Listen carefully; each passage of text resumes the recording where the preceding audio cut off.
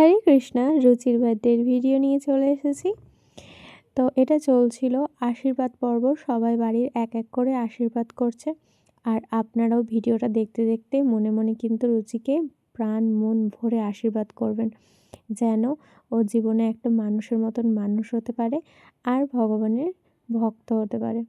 তো যাই হোক, সবাই আশীর্বাদ করছে আর এখানে করছি আমি। যদিও মায়ের আশীর্বাদ এইভাবে দরকার হয় না, কারণ মারা সবসময় মন থেকে এইভাবেই আশীর্বাদ সবসময় করতে থাকে।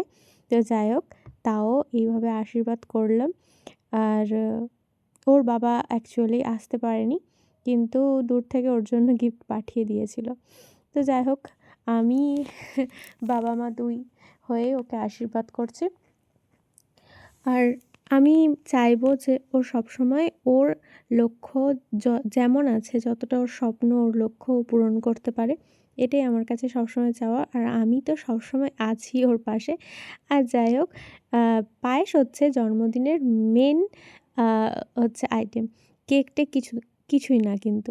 তো তাই জন্য আমি পায়েসটা খাইয়ে দিলাম, আর এইটার জন্য সবাইকে পায়েস রেখেছিলাম কেকের পাশে। এরপর তার আদরের মণি এখন আশীর্বাদ করছে। মণিকে একদম ওদের নিজের বন্ধুই ভাবে ওরা। তো যাই হোক, মণির আশীর্বাদ করলো। আর মণি হচ্ছে মানে মাসি হচ্ছে মায়ের আর এক রূপ।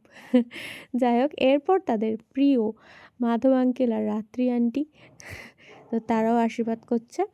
তো আশীর্বাদ এইভাবে করাটা একটা রিচুয়ালসের মধ্যে পড়ে। বার্থডেতে শুধু কেক কাটবো কেন, সবাই যদি একটু আশীর্বাদ করে প্রাণ মন ভরে। আর এগুলো হচ্ছে মন্দির থেকে নৃসিংহদেবের ফুল এনেছিলাম, আমার বাড়ির মন্দিরের ফুল, সেগুলো দিয়ে প্রসাদী ফুল দিয়ে ভগবানের প্রসাদী প্রদীপ দিয়ে এটা হচ্ছে সবাই আশীর্বাদ করছে। তো যাই হোক, আর রুচি এমনিতে মিষ্টি পছন্দ করে না, কিন্তু সবাই একবার করে পায়েস খাওয়াচ্ছে, ও না বলতে পারছে না। তাই জন্য ওর মুখটা এরকম হয়ে যাচ্ছে। তো ওর দিদি ওকে আশীর্বাদ করেছে, মানে রাই, কিন্তু সেই ভিডিওটা আমি করতে ভুলে গেছি, তাই ফটো দিয়ে দিলাম। আর ওর প্রিয় বিনা আন্টিও আশীর্বাদ করেছে, সেটাও ফটোতে